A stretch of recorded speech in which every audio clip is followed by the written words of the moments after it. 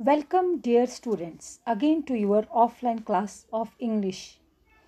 So, yesterday we had done first part of the diary writing, and now today we are doing the same of that diary writing part. तो हम फिर से उसका पहले मैंने इसको स्पेसिमन्स दिए थे, एग्जाम्पल्स दी थी, तो आज हम फिर से दो लेटर्स, दो राइटिंग्स जो हम डायरी मेंटेन करते हैं, ठीक है, तो उसके लिए मैंने दो लेटर्स और दी हुई हैं, दो टॉपिक्स और दिए हैं, तो वो आज हम कर लेते हैं, ठीक है. So let's start. So students, first letter is your first heading. Suppose you had a call with your sister this morning.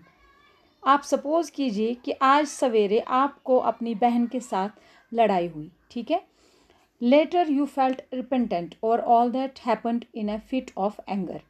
बाद में आपको पछतावा हो रहा है. रिपेंटेंट मीन्स पछतावा. आपको पछतावा हो रहा था कि मैंने जो किया वो गुस्से में किया, आपको गुस्सा आ गया था, इस वजह से आपने अपनी बहन के साथ लड़ाई की. So make an entry of your feelings in your diary. तो इसलिए आपके दिल में तो कोई ना कोई फीलिंग होगी ही, तो इसलिए जो भी feelings what ever you feel, right it in your diary, put it in your diary, ठीक है. तो इसको देखिए किस तरह से लिखा गया है. सबसे पहले हमें डे और डेट, ये मैंने कल भी बताया था आपको. स्पेसिमन में you have to write day and date, and you have to first draw a box or a rectangle shaped, and then you have to write day and date and then time. Okay, the a quarrel with my sister. आपको वो लिखना है a quarrel with my sister, कि मेरे इस topic का जो मैंने आज डायरी पे लिखा क्या है. उसमें आप ऐसे तो नहीं लिखोगे फॉर्मल तरीके से, you have to write a letter to your sister, नहीं, इनफॉर्मल तरीके से, जैसे आपके दिल में जो भी आपको फील हो रहा है वो आप लिखोगे. This morning I had a call with my younger sister. आज सवेरे मेरा झगड़ा मेरी छोटी बहन के साथ हुआ. She wanted to watch a cartoon film on the TV while I wanted to see my favorite serial CID. When she tried to snatch the remote from me, I pushed her back and she fell down. She began to cry and left the room. I continued watching my favorite serial and forgot all about her. But now I feel repentant over all that. It was really bad on my part to have done all that. She is younger to me and I should have let her have her way. तो ये सब वो लिखता है एक letter में. बड़ा भाई था तो वो CID देखना चाहता था, उसकी छोटी बहन कार्टून देखना चाहती थी, तो इस कश्मकश में वो दोनों लड़ते हैं. वो रिमोट छीनती है, वो उसको धक्का दे देता है, वो रोने लगती है. लेकिन वो जो भाई है वो इतना मशगूल हो गया TV देखने में कि उसको अपनी बहन की सुध ही भूल गई. तो इस तरह से उसको अब दुख हो रहा था कि मैं कितना गलत हूँ, मैं बड़ा हूँ और मुझे वैसा नहीं करना चाहिए था. वो मेरी छोटी बहन है, तो अगर वो TV देखना चाहती थी मुझे उसको देखने देना चाहिए था. तो this is the part of your diary. तो इस तरह से दूसरी एग्जाम्पल हमने ली है.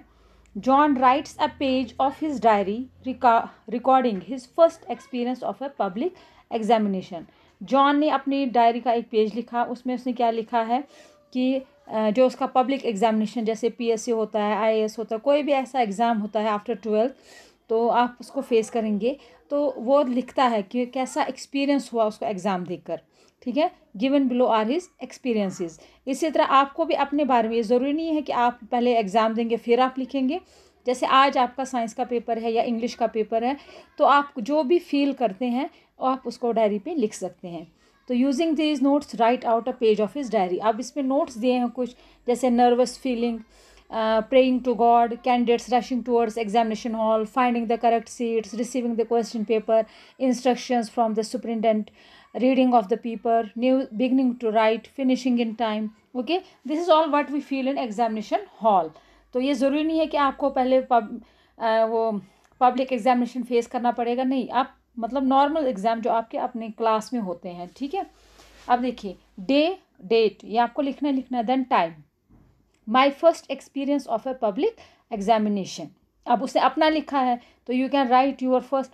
जैसे आप लोग फर्स्ट पेपर का एक्सपीरियंस बता सकते हैं. 9th में मेरा फर्स्ट पेपर जो हुआ वो कैसा हुआ, ठीक है. Today I had my first experience of appearing in a public examination. ये पहली बार उसने दाखिला लिया था, पहली बार ये एग्ज़ाम दे रहा था, तो इसका कुछ अलग सा तजुर्बा इसको फील हुआ.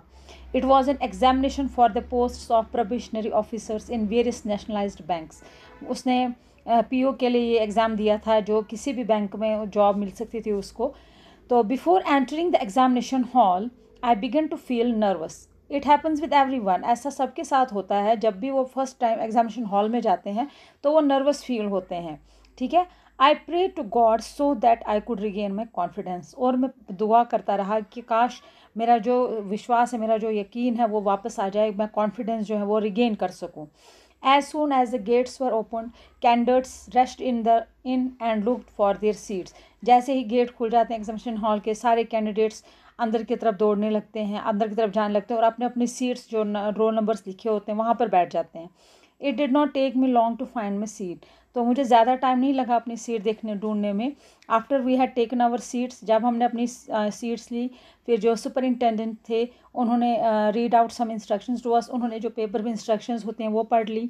Then we were handed over the question papers along with the answer sheets, फिर हमें क्वेश्चन पेपर दिए गए, आंसर शीट्स दिए गए। After going through the paper, तो जैसे जैसे मैं पेपर पढ़ता गया, I start writing down the answers, और मैं आंसर्स लिखता गया। I finished all the answers well in time, और मैं पूरा प्रॉपर टाइम पे जितना हमें दिया गया था उस टाइम में मैंने सारे आंसर्स ख़त्म कर दिए। Now I can do nothing but wait for the result, और अब मैं कुछ नहीं कर सकता, अब मैं सिर्फ रिज़ल्ट का इंतज़ार कर सकता हूँ। तो ये सब के साथ ऐसा ही एग्जामिनेशन में होता है, ठीक है। तो ये ज़रूरी नहीं कि आपके पेपर में आपको यही आए कि आपको पब्लिक एग्जामिनेशन देना है फिर आप एक्सपीरियंस फेस करेंगे। तो कोई भी एक्सपीरियंस कि आपको कोई टेस्ट देने गए हैं, कोई एंट्रेंस टेस्ट देने गए हैं, कोई 9th का एग्ज़ाम देने गया, या 8th में आपने एग्ज़ाम दे दिया हो, तो वो भी बोर्ड एग्ज़ाम्स होते हैं। तो आपने पहले दिन क्या महसूस किया जब आप एग्जामिनेशन हॉल में गए रोल नंबर स्लिप लेकर, वो सब आप अपने खुद एक्सपीरियंस से लिख सकते हैं, ठीक है। जो आपने फील किया वो आप लिख सकते हैं, सेम इन दिस वे, ठीक है।